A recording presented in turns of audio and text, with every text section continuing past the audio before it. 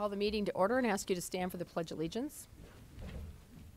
I pledge allegiance to the flag of the United States of America and to the republic for which it stands, one nation, under God, indivisible, with liberty and justice for all.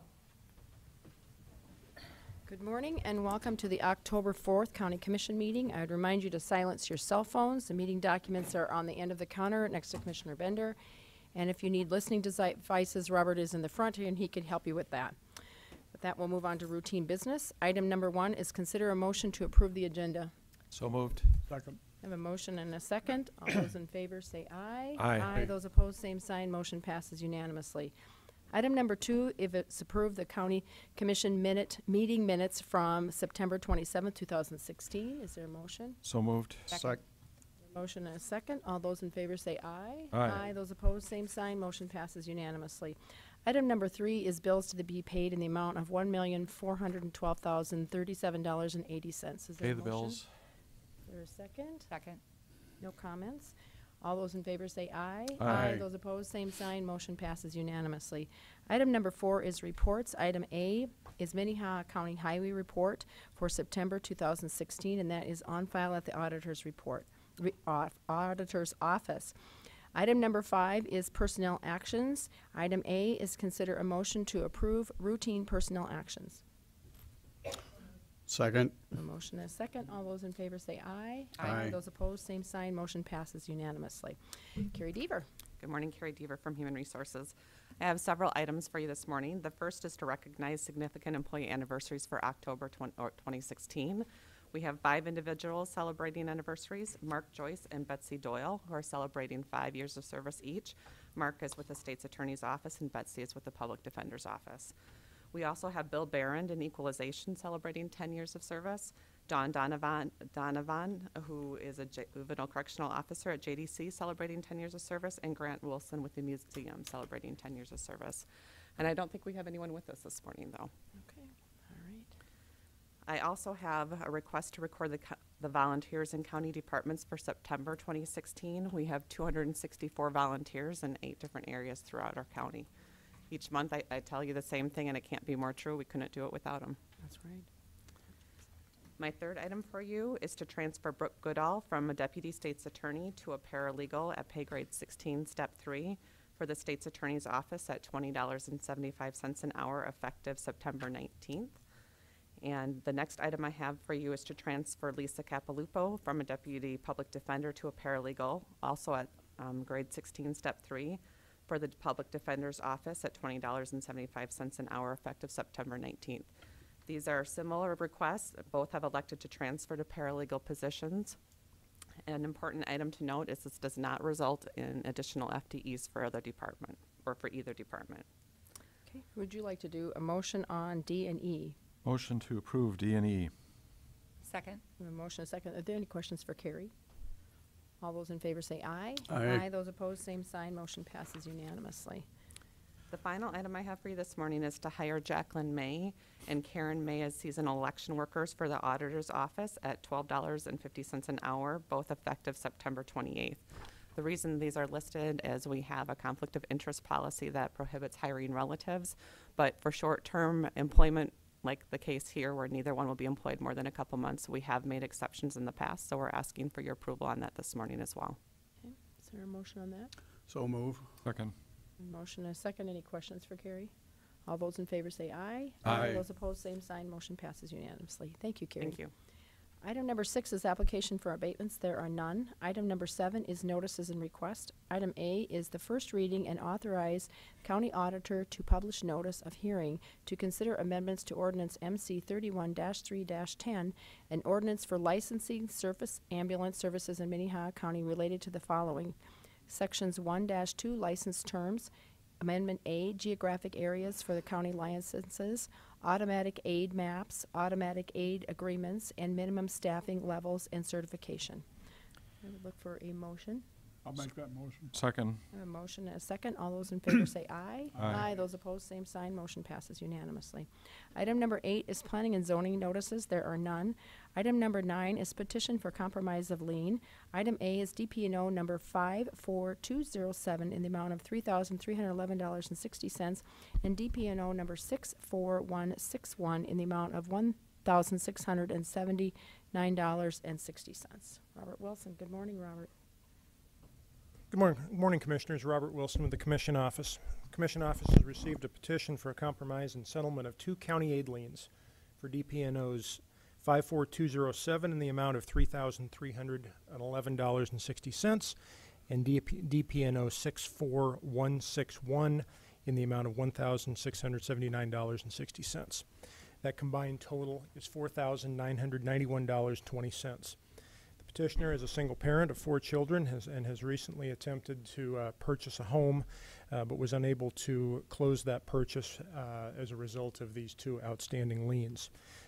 The applicant is interested in, again, attempting to purchase a home, but needs to get these resolved prior to doing so, and is bringing forward this compromise request for that purpose.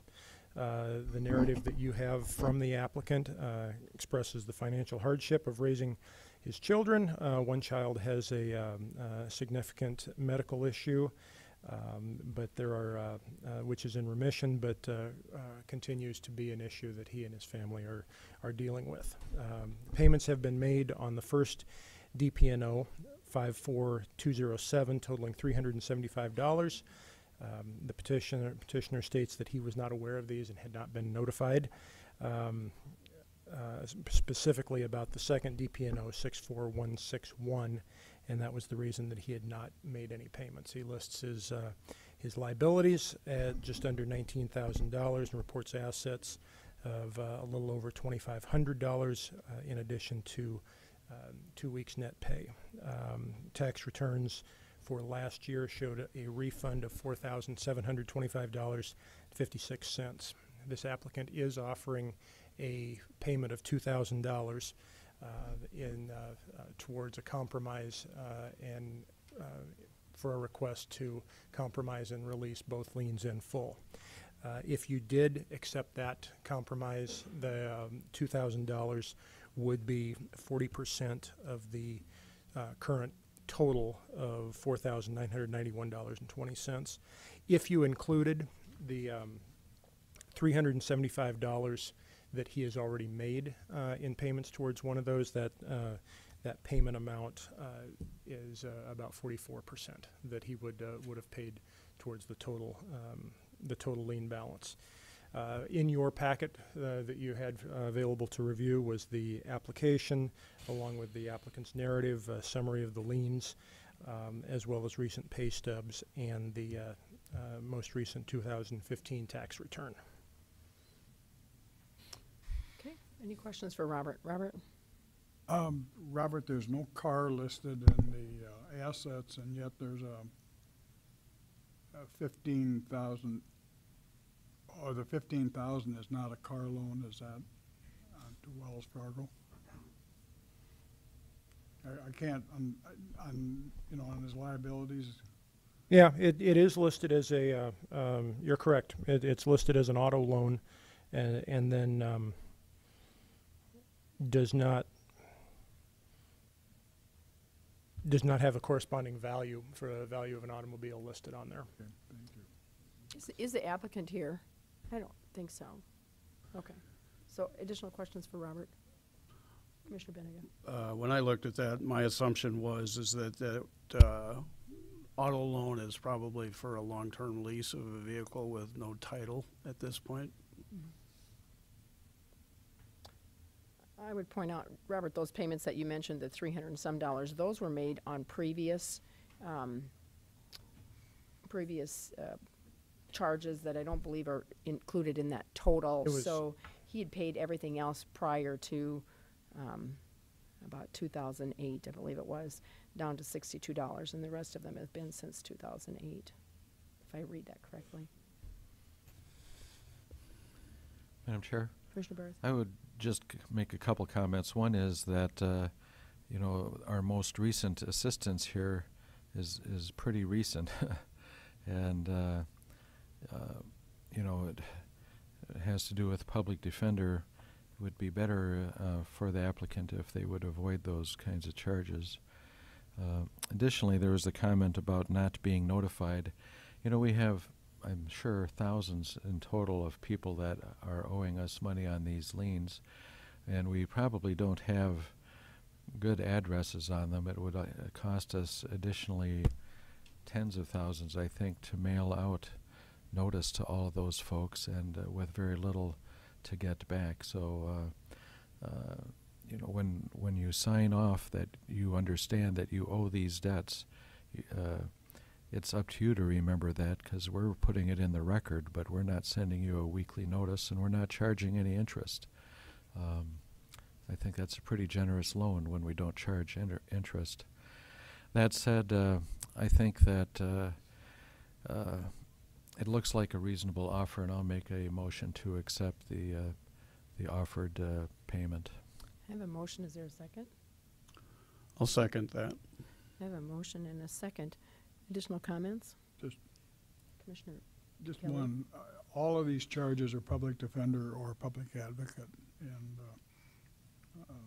they go back to 2004, so I am not going to support this. I would also point out that there's no real estate transaction with this at this point, and there would be time to make payments and then come back to us at a later point to ask for a compromise if he's actually in the process of, you put $2,000 now and you put down another $50 next year or the next year, whatever. You could pay that down a little farther than just 40%. So, Good points. are there any other comments? Otherwise, I have a motion and a second to compromise for $2,000. All those in favor say aye. Aye. Aye. Those opposed? Aye. Aye. Gerald, did you vote? Aye. Aye, the first time. So 3. Sorry, not loud enough. Yeah, motion passes 3-2 to compromise the amount of $2,000. Okay, the next is opportunity for public comment. Is there anyone who'd like to speak on anything that is not on the agenda today? Good morning. Good morning. If you can give your name and your address and Marla Meyer. I'm with Girl Scouts, the CEO of Girl Scouts Dakota Horizons. And I have Mike Murphy here from the Y as well. So we just have a really quick update. I wanted to, we were in here a couple months ago and moved forward on the lease and a memorandum of understanding that we have with the Y. So just a quick update. We had a fabulous summer and managed to increase our usage through the council camps. We had our troops use the camp. We even had a troop from Boulder, Colorado swing through and on their way through and use the camp as well. We appreciate your flexibility, the commissioner's flexibility to enter into the agreement with the Y, because Mike has some things to share as well on some additional activities with the access that they had to the property. So I think overall we helped the youth in the county have a improved summer of using the camp out there. Just real quick on the Girl Scouts and what these experiences do. So you might know the Girl Scouts, our mission is to build courage, confidence, and character in girls, which is basically we're a leadership program for girls. And when we're able to use properties like this and then we build programs around it, over 70% of girls get an outdoor experience that they never would have had. And nearly 30% of them overcome a fear of the outdoors that they have maybe had. So it's really a great experience for them. And outdoor is one of our pillars. So at the Girl Scouts, you hear probably a lot of things that we're about, but we really have pillars of what the experiences are. We have them in STEM, we have them in outdoor, we have them in life skills, and then entrepreneurship. So outdoor is one of our key pillars. So I just wanted to say thank you for that. And on a very light note, I didn't bring photos, but we took full use of it, and I even had my executive team out there because the theme this year was shipwrecked at Wall Lake. So they needed some pirates, and we were able to help out with that. So anyway, next time we'll bring pictures. But Mike, thank you, Marla. Thank you. Mark? Or Mike, excuse me. All right. Yes, Mike Murphy with the Sioux Falls YMCA. I can't thank the county and the Girl Scout Council enough to allow us to have this opportunity this summer to co-utilize the property at Wall Lake. we had a fantastic summer. We had great weather. We were able to serve just over 3,000 campers on a whole this summer throughout our program. About 1,500 of those campers were able to make a trip out to Wall Lake and utilize that property. Our season extended from June 13th until really the end of August this summer. So we were able to make several trips out to Wall Lake a week, and it really provided us a safe opportunity to get kids primarily on the water. We did a lot of canoeing and kayaking. Again, the Girl Scout Council was kind enough to allow us to co-utilize some of their structures, and so the kids were able to do some other activities out there. But a fantastic opportunity that we would not have had a chance to do without the generosity of the county and the Girl Scout Council. So I can't thank you enough, and look forward to hopefully moving forward in the future with continuing this partnership. So. I would like to thank you both for coming and giving us an update, and for the Girl Scouts for thinking outside the box and finding a really good partnership, because it expanded what we're doing for our youth in the area. It's just fantastic that you are putting more hours into our park and using it. And also to planning, which Scott's standing in the back. I think he's got a comment. Planning and zoning has been working with both of these entities to get this to work. And thank you, Scott, for also thinking outside of the box and making something different work. So. Yes, Scott Anderson, Planning and Parks. I just also wanted to thank the Girl Scouts and the Y. We had a really good summer. We didn't have a single issue. I really think it's a great partnership. I think it also lets the public see and learn and be aware that there are programs out there. So I think it's a good outreach for the public to understand too that there are people out there that are providing services to the youth. So I think it's really a win-win situation. Thanks. Very much. Thank you for coming. Madam We'll Chair? look forward to your next update. Commissioner Barth. I would just comment also that, we are not really in the parks business. It's just a very small thing that we happen to have inherited. There's the Booker Prairie, there's Wall Lake, there's, I guess, the fairgrounds. But, most of our efforts are in other areas. It's heartwarming to hear that this little park could be so helpful to these groups, and thanks. Yep, and continuing education through the county, which I think is really great, because you're right, it's a very small part of our budget. So, Bob Litz from the Auditor's Office. I just wanted to chime in that the Girl Scouts office out on Marion Road has been a long-time polling location. It's a busy precinct, and they've been very good partners for the county in that. So I just wanted to tell you that. Thank you for adding that. Are there Got to any be 18 to vote, though, right, Bob? Are there any more public comments? Okay, seeing none, we will go on to regular business. Item number 10 is an issue proclamation recognizing October 2nd, 2016 through October 9, 2016 as National 4-H Week, and declare October 5th, 2016 as Minnehaha County 4-H Day. Chuck Martinell. Actually, you skipped number 10. That is number 10. Then is Marcy's Law. The online list is different than Yeah, the printed list. We have two different agenda items. Okay, I have two different handouts. They just are so- flipped. Okay, where are we at? Since I don't have. If you want to look down at the screen, Cindy. Yep. Okay. Let's see if I can see it down there. Consider resolution on constitutional amendment S, Marcy's Law, as a duplicative, unnecessary amendment for South Dakota. Carol Muller, Eric Schulte, and Ryan Colbeck. Sorry. Commissioners, We thank will you. move on. Thank you very much. Carol Muller, Commission Administrative Officer. The Commission has expressed concern about Constitutional Amendment S, an amendment to the South Dakota Constitution to expand rights for crime victims, which is on the ballot this November. It is frequently referred to as Marcy's Law. For your consideration, we've drafted up a resolution, but before your consideration of that, I would like to introduce Eric Schulte and Ryan Colbeck to address information and education for your consideration. Good morning. I'm going to let you introduce yourselves again. Good morning, everyone. It's my pleasure to be here today. I want to thank you for the opportunity to address this commission on a constitutional amendment that is proposed that will be before the voters this November that I think is very important. My name is Eric Schulte. I practice law in Sioux Falls, and earlier this summer I joined with other lawyers in the State Bar of South Dakota at our business meeting to pass a resolution opposing Amendment S, which is otherwise known as Marcy's Law. And there are a few fundamental reasons why I would like to visit with you about today. After I talk for a few minutes, my colleague Ryan Colbeck would like to visit with you as well.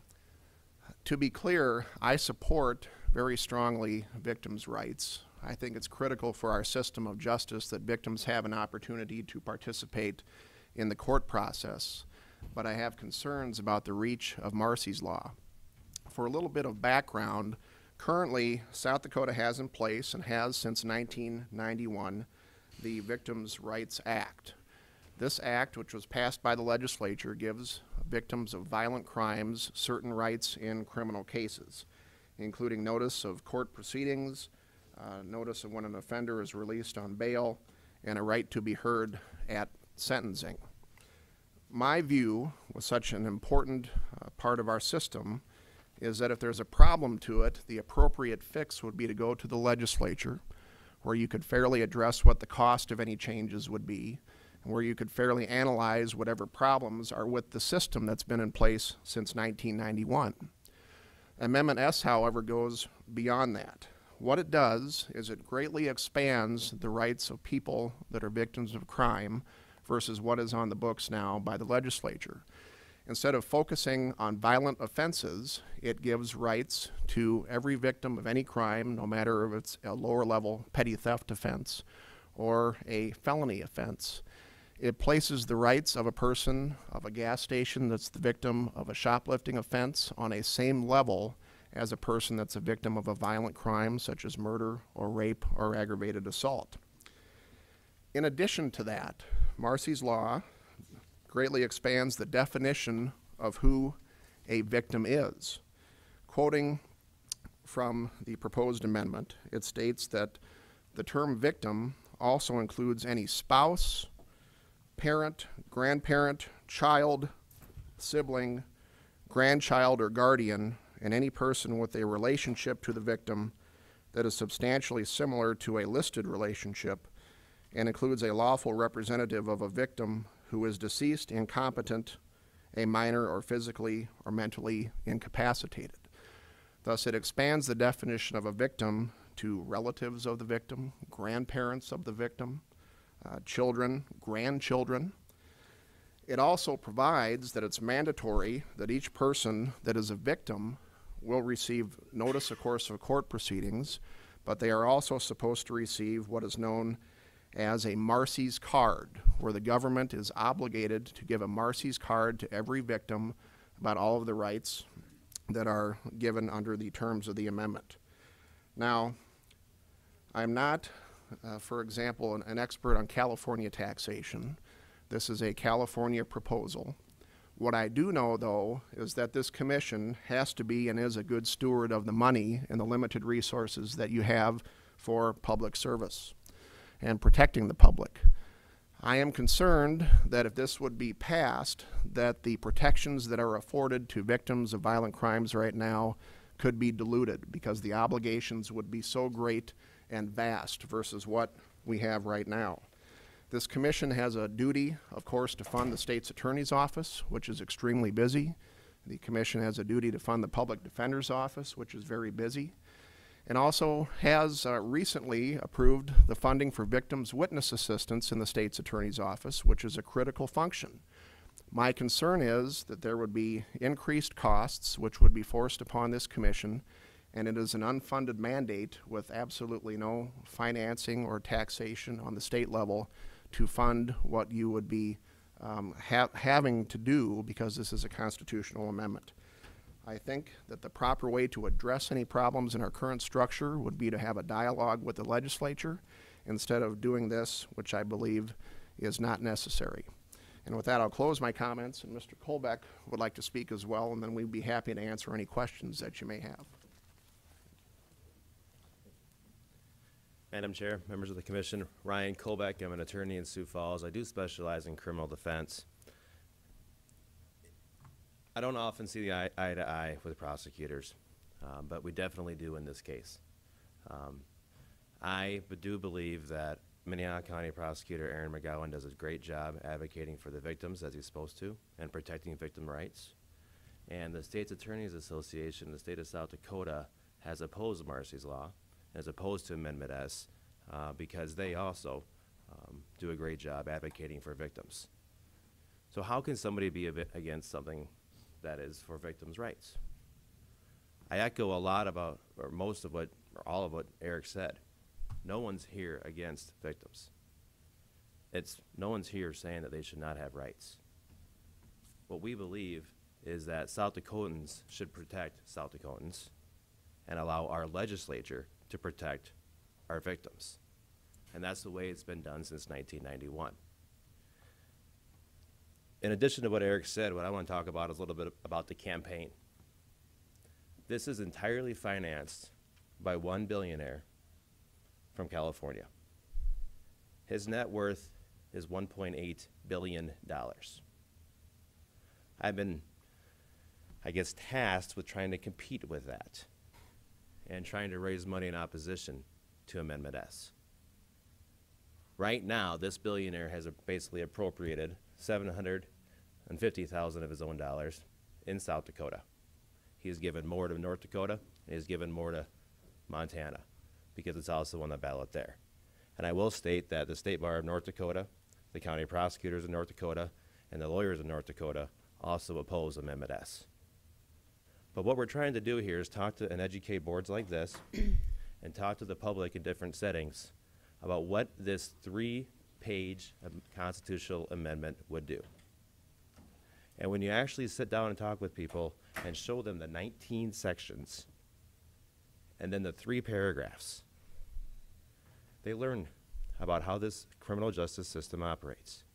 And they learn that, frankly, what this is one California billionaire's attack on the South Dakota criminal justice system. Because what he's saying is our legislature does a bad job or an inadequate job. And what he's saying is that our county prosecutors do an inadequate job.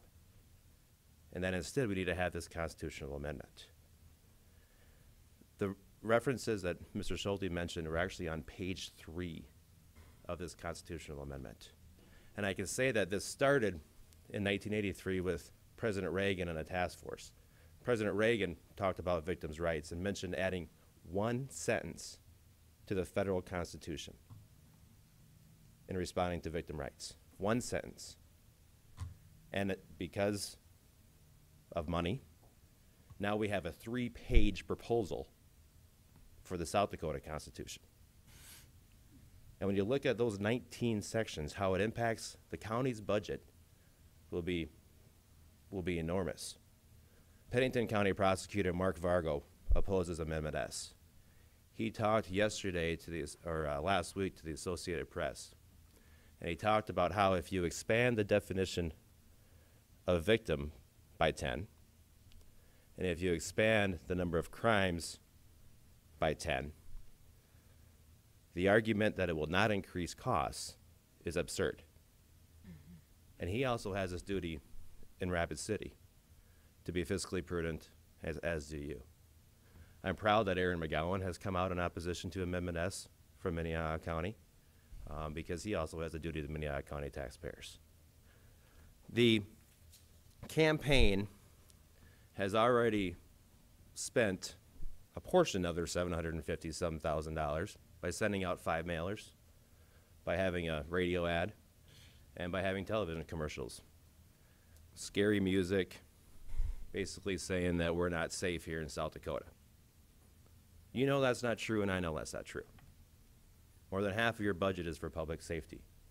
We do all we can with what we have to keep South Dakotans safe. But this campaign is also misleading. When you look at their brochure, this is just their brochure, and this is not one of their mailers. But the brochure basically talks about the right to be treated with fairness and respect, information, notification, that kind of stuff, and how it basically states that these rights are not present right now. They all are. To victims of violent offenses, domestic assault, DUIs involving an accident, and different offenses which our legislature deems appropriate.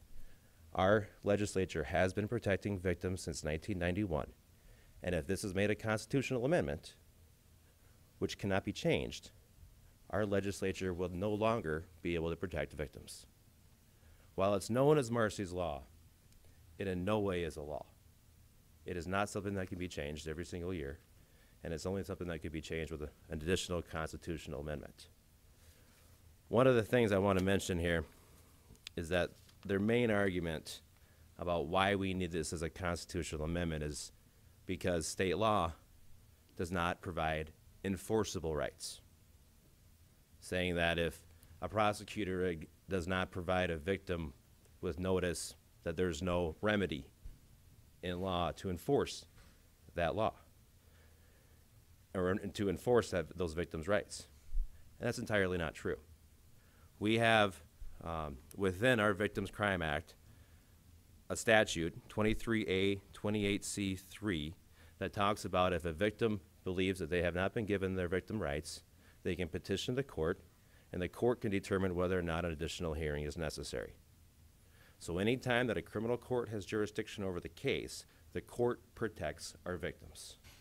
And the court, if receiving notice from a victim, believes that a victim right has been violated, the court can have another hearing to do that. The only other part about the enforceability aspect and what it'll add to this is a cause of action under the federal Constitution. If somebody believes that there's a violation of a federal right, they can claim a Section 1983 federal lawsuit against a government official. If they believe, and this exists in Constitutional Amendment S, and this is different than Illinois, this is different than a lot of other constitutions which the proponents talk about, because in those constitutions it specifically mentions that this does not create a cause of action. In our proposal for Amendment S, it doesn't say that. So the reference would be that there is a cause of action against Aaron McGowan if the prosecutor's office is unable to provide or does not provide all the victims that Eric talked about with notice.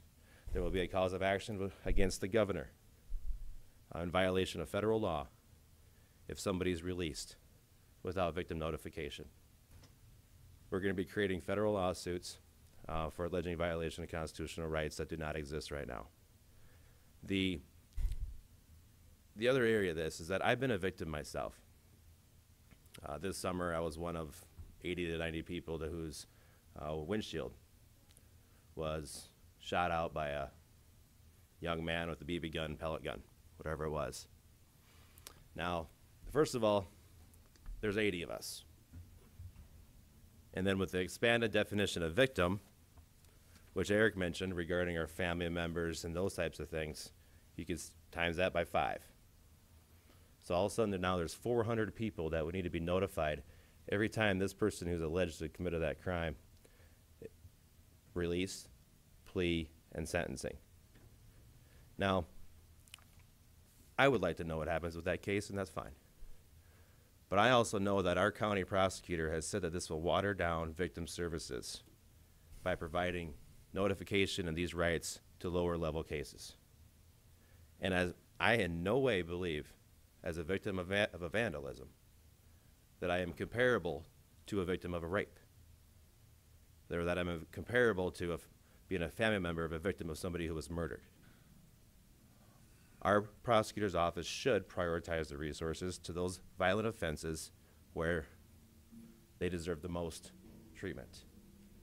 While I was victimized, in no way is it the same to a violent offense. Our legislature has realized that and provided the victim rights to violent offenses and other offenses like that, and it should remain that way. So I appreciate your time here this morning and your consideration of this. The county will bear the brunt of the cost for the notification and also potential liability for lawsuits if this is passed. Thank you. Thank you, Madam Ryan. Chair. Commissioner Barth. Ryan, thank you for coming today. And, you know, when you say the county will carry the brunt of paying for this, actually it's our property taxpayers that would have to pay for this. But going back to the situation where you were vandalized, you know, and I'm just reducto ad absurdum here, I have a windshield. Shouldn't I be notified if this person is released? Yeah. I just throw that out there. Are there any other questions for Ryan or Eric? Okay. Thank you both for taking time out of your work day to come and educate us. And we do have a resolution on the table, and I would ask Carol if she would read through that resolution. Thank you, Commissioner. Whereas the South Dakota Legislature has enacted the South Dakota Crime Victims Act and that the state of South Dakota has enacted an automated notification system to keep victims involved in the judicial process, whereas Minnehaha County supports victims' rights as enacted by the state of South Dakota, including the hiring of victims' witness assistants for the support of victims, whereas Minnehaha County seeks to ensure that the priority continues to be placed on violent crimes as defined by state statute, such as rape, aggravated assault, or murder, whereas Constitutional Amendment S, referred to as Marcy's Law, is duplicative to enforceable rights already in statute and would water down existing victim services. Be it resolved that the Minnehaha County Commission does not support the passage of an amendment to the South Dakota Constitution to expand rights for crime victims, Constitutional Amendment S, on the November 2016 ballot. Okay. Are there any questions for Carol? Look for a motion. I'd like to move to approve. Second. I have a motion and a second. All those in favor say aye. Aye. Aye. Those opposed, same sign. Motion passes unanimously. I would challenge everyone in this room that if you tell 10 people about the presentation today, and then they tell 10 people, we can educate the public and we can stop California from pushing legislation down on South Dakota people. So I challenge you to get out there and put the word out. So with that, we will go on to item number 11. And now that I have multiple papers in front of me, we'll hope I get them right this time. Issue a proclamation recognizing October 2nd, 2016 through October 9, 2016 as National 4-H Week and declare October 5th as 2016 as Minnehaha County 4-H Day. Chuck Martinell, now you're coming up here. Good morning, Commissioners. Chuck Martinell, 4-H Program Advisor. We have a proclamation here I have to admit here. My phone is failing me this morning, so I don't have the proclamation in front of me, but it's on the screen, so I will read it from there. Okay. I knew Robert would bail me out. The proclamation is, whereas 4-H is an educational program where members focus on learning by doing with their head, hearts, hands, and health, and whereas the 4-H program develops critical thinking and problem-solving skills that were sought by the business world and public service, and whereas 4-H develops lifelong skills, leadership, citizenship of urban and rural youth, all of which benefit their families, careers, and communities on a local and state, national, international level. And whereas 4-H youth are 3.5 times more likely than youth in other programs to be actively involved in community service. And whereas the Minnehaha County Commission, a local partner, along with the South Dakota State University, the state partner, and the United States Department of Agriculture, the national partner, encourage the people of Minnehaha County to become involved with the 4-H program, a program that was established by the United States Congress in 1914. Now, therefore, we're asking you guys to recognize October 2nd through the 9th, 2016 as National 4-H Week and declare October 5th as Minnehaha County 4-H Day. Are there any questions for Chuck on that? Madam Chair, I'll make a motion to approve that resolution, but I would like to ask Carol some questions. Okay. I have a motion and a second. All those in favor say aye. Aye. Those opposed, same sign. Motion passes unanimously. Commissioner Berth? Thank you.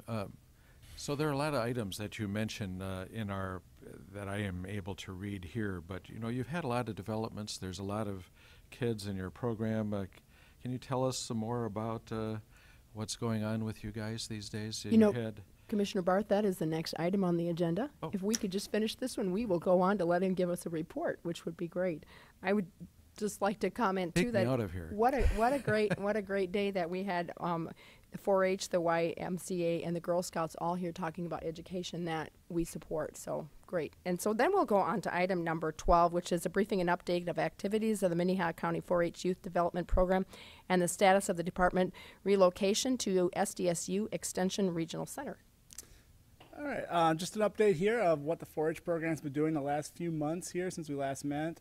The last week has been pretty eventful for us as we have left the old county jail building and moved over to the SDSU's Extension Regional Center. We are 90% of the way out of our old area. We still have a few items to take care of. We have to work with Lloyd to get them recycled appropriately. But the move overall is a huge benefit for both us and the county. In general, the biggest help for us is it puts all of our extension services under one roof again, so we can actually collaborate and work together on projects a lot easier instead of me having to go out there for meetings and wasting a lot of travel time. I'm just able to walk down the hallway and meet with people and actually get, I'm saving 2-3 hours a week versus driving back and forth. So That is a huge benefit. Also, the parking is a huge benefit there. There's a lot of open parking. We know around here parking is very tight, and a lot of people want the parking. So very much looking forward to that, and not having to deal with our #1 complaint that we had to park 3 miles away or feed the meter. So even though 3 miles away, apparently it's 1 block. The other thing is a huge thing is the new area has a 4-station kitchen, which allows us to do more of nutrition cooking classes for our 4-H youth. The old facility had a 1-station, which made cooking very tricky there. And nutrition is a huge part of 4-H, so we want to take advantage of that. The big thing here is overall, we're going to save the county some money. We're estimating it to be about $11,300 a year that you guys would save with us being over there, plus the access to 6, 7 offices, plus an additional storage spot.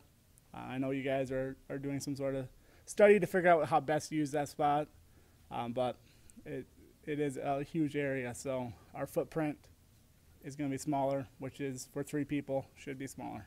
So the program and all here at September 30th, we ended our 4-H year. Our 4-H year ended with 603 youth registered for 4-H. We had about 100 volunteers registered. We worked with, throughout the entire county, 9,738 kids through the year, which is after school, summer day camps. We do robotic classes with the Siouxland Public Libraries. We do egg days. We do the water festival. We go travel out to places like Del Rapids, Crooks, and do specialized programming up there. We do shooting sports in the county, where we teach kids how to shoot safely and find them areas to do archery, shotgun, rifle, places like that. So one of the big things last summer we held summer day camps in Hartford, Crooks, Del Rapids, Sioux Falls, and Brandon. We recognize these 5 areas as places of need for day camps. And we partner with local youth organizations in those communities to put on these day camps. We had 621 kids take part in these different programs. It's an increase from last summer. We're looking at trying to add a spot in Garrettson and Baltic next summer, but those communities lack those youth programs, so we're going to have to work with public libraries to try to make that happen. At the fair this year, it's kind of the telltale sign of how your 4-H program is doing with your traditional 4-H. Our traditional 4-H program, we had our largest number of exhibits judged since I've been here. This is my 4th fair, so we had 1,863 exhibits judged this year. This is huge. It's the biggest number in 10 years that I found. We had 453 of our youth who took an active part in the fair. So we had 150 kids who did not take an active part, so that's about 75% of our membership is actually doing 4-H on an active level and displaying what they're doing. We also included a lot of new areas at the fair this year. We did an artist and residency program. We had our clubs leave educational activities. We did junk drawer robotics for the community. And we did a new animal companion project in which kids can now bring in their pets to have them judged. So we're recognizing that as times are changing, 4-H has to change with those times, and that animals taking care of everything from cats to hamsters to guinea pigs, fish. We didn't have any fish. We had some snakes and some lizards. That all these things, are projects kids can come up and display. And by having an animal judge, we're not saying they're looking at the judge is looking at the quality of the lizard. The judge is listening to the kid, how the kid takes care of this animal, what are some facts about this animal that the kid knows, and overall, what's the condition of the animal. So are they actually following through what they're saying? So it's a very, very exciting program. Moving forward into the fall, we are continuing on with our after-school programs. We don't slow down. We just reload and do something different here in the fall. So we reach out to those community partners that we have. Nathan Skatson, who last year took over as a full-time, didn't take over, but he became a full-time program advisor, is taking over the K through 5th after-school program for me. He's going to focus entirely on that. He's got 21 different places he goes throughout the month. And these sites are spread throughout the county. So he'll be up to Hartford, he'll be in Del Rapids, we'll be everywhere, Sioux Falls, Brandon. So if there's after-school programming, we'll be there representing.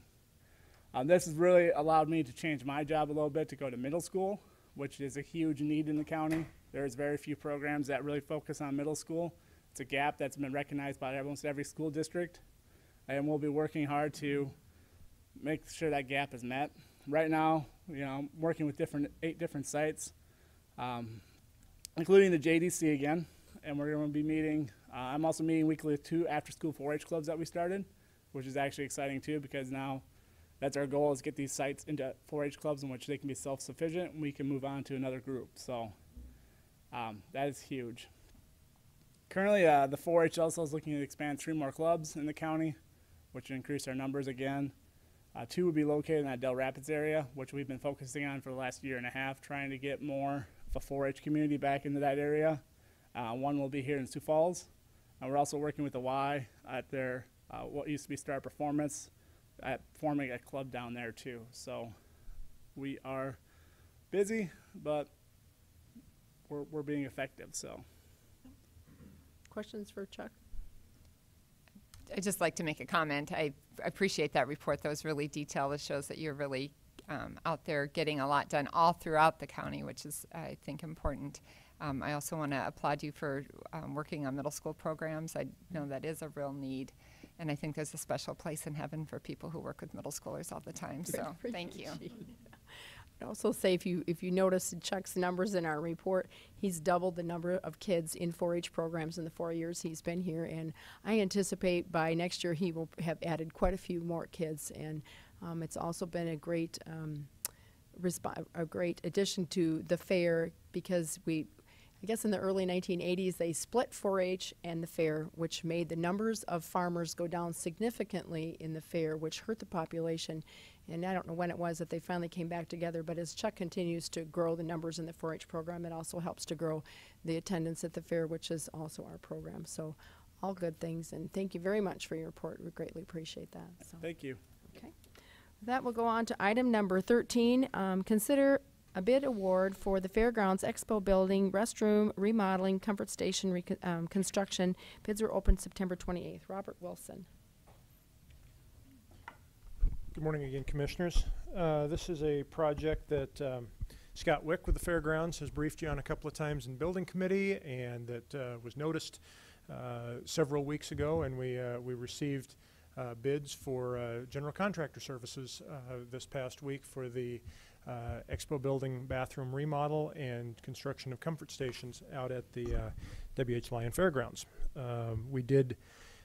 Those bids were opened on Wednesday, September 28th last week. We did receive 6 bids, which was, I know Lloyd Olson with Facilities was very pleased with that number of bids. Received bids from Pesca Construction, Mark Luke Construction, Swift Contractors, Ronning Enterprises, Vision Construction Group, and Beckenhofer Construction. Low bid was submitted by Pesca Construction with a base bid of $492,594 and 1 alternate for an additional $4,432. That alternate would include a wrapping for water pipes above the toilets in the comfort station to prevent freezing. Included in that bid from Pesca Construction was a December 16th completion date for this year, which was very good.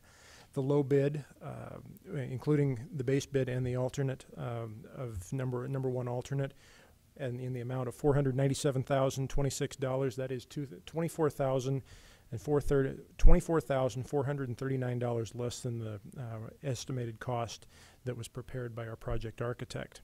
The county has $470,000 available in this year's building fund for fair-related projects, and there is an additional $75,000 available from the city that the city has committed in support of renovating those Expo Building bathrooms. So these bids come in within the budget that was available. That's always very good news. Project architect JLG Architects and the Minnehaha County Facilities Department recommend that the Commission accept the base bid and alternate submitted by Pesca Construction. Okay. Are there any questions? for Robert.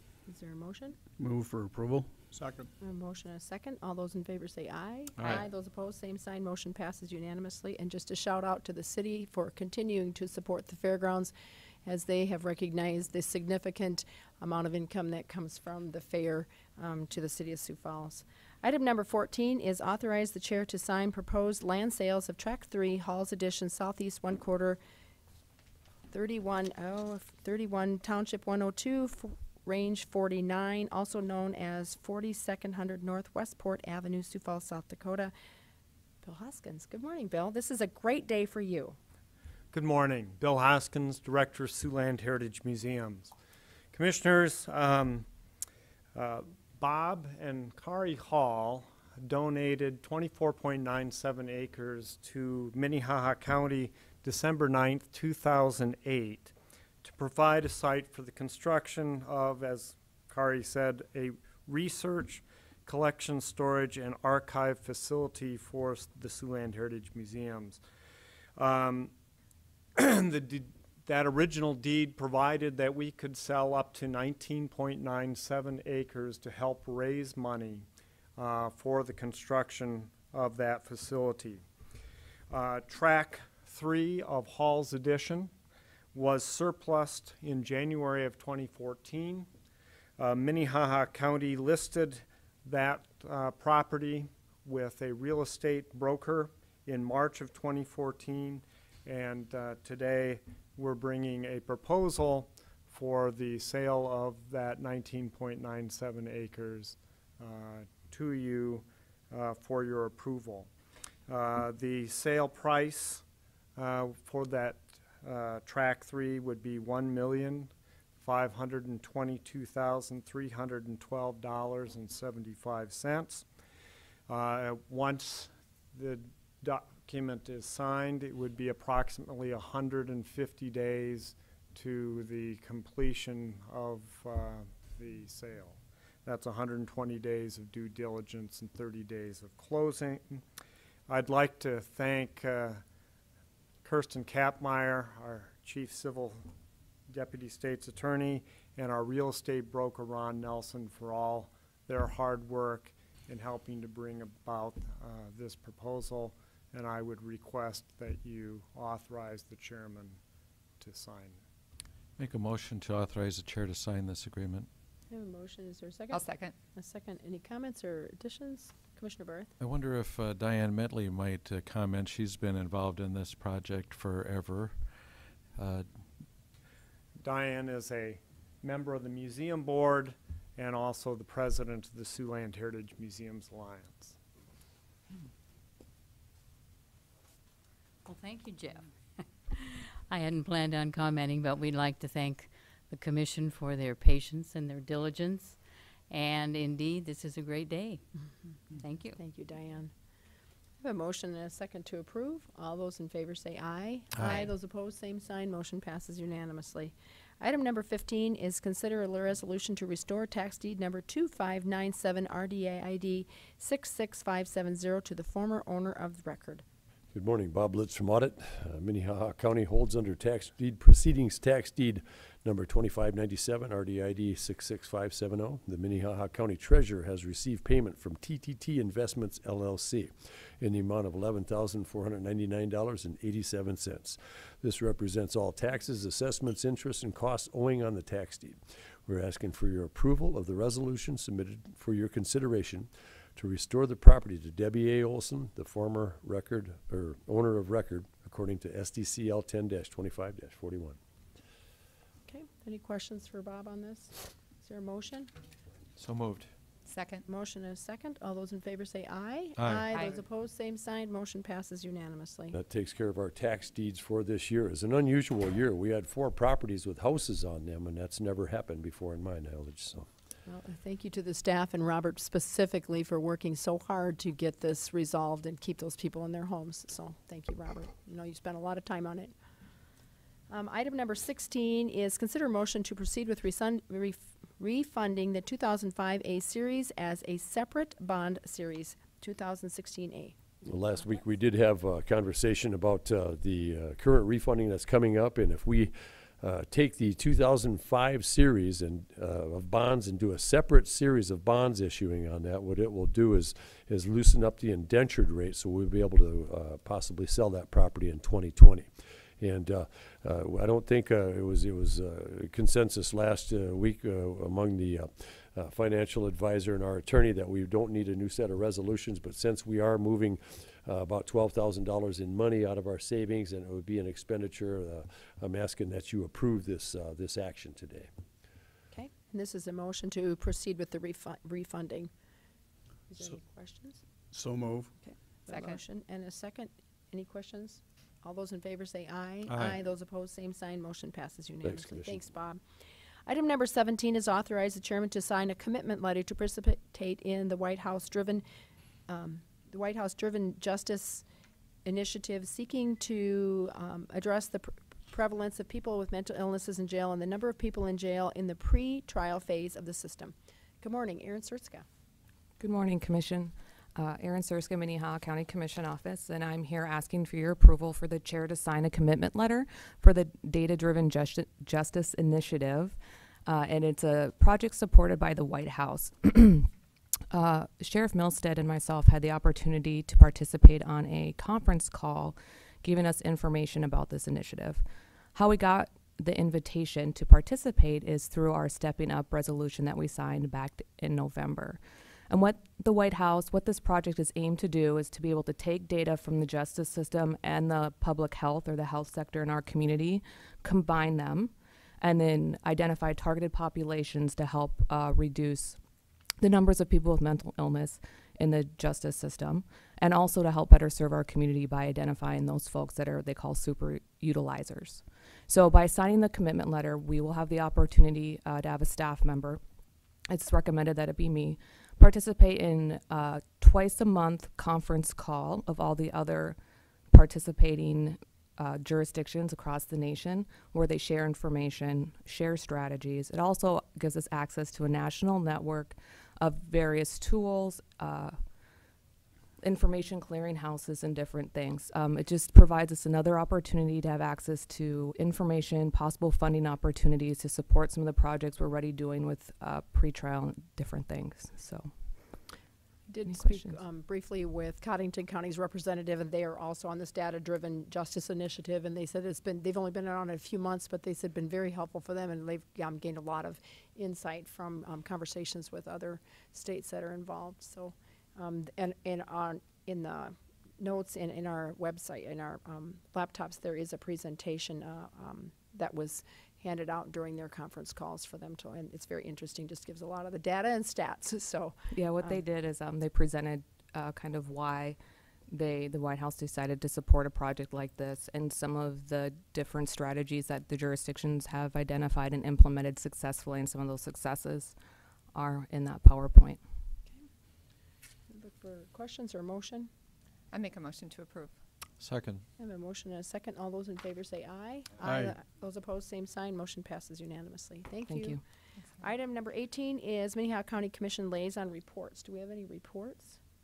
Madam Chair. Commissioner Barth? I did go to a open house at a hog operation up by Del Rapids belonging to the Simmons family. They were appreciative of our efforts both as a planning commission and as a county commission to support agriculture in our county. Thank you, Jeff. Any others? Commissioner Bender? I'd just like to give an update. As the commission knows, there was a prisoner who jumped the fence at the correctional center. He has been apprehended now and returned to custody, so that's a good thing. I do think it just continues to bring focus to the work that we've been doing to try to move the jail project forward, and am looking forward to the discussion we're going to have next Wednesday at our building committee meeting. Any other comments? Okay. Any new business? Any old business? And look for a motion to adjourn into executive session for possible litigation, personnel, and contract negotiations. That's my motion. Second. I have a motion and a second. All those in favor say aye. Aye. Those opposed, same sign. Motion passes unanimously. We are adjourned. Go tell your 10 people.